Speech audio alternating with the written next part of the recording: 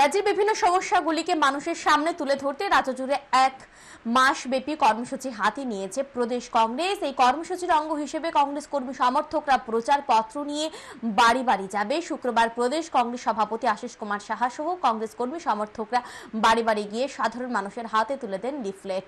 রাজ্যের বিভিন্ন সমস্যাগুলির বিষয়ে মানুষকে অবগত করেন প্রদেশ কংগ্রেস সভাপতি আশিস কুমার সাহা। জানান, রাজ্যের জনগণকে সচেতন করতে এই কর্মসূচি হাতে নেওয়া হয়েছে।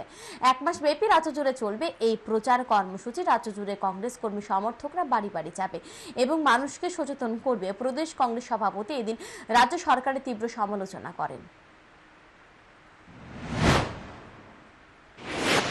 রাজ্যবাসীর সমস্যা, রাজ্যের আভ্যন্তরীণ আইন শৃঙ্খলা থেকে শুরু করে বিভিন্ন যে সমস্যা, এই সমস্যাগুলি তুলে ধরে এক প্রচারপত্রের মাধ্যমে বাড়ি বাড়ি আমাদের জনসংযোগ কর্মসূচি হাতে নেওয়া হয়েছে।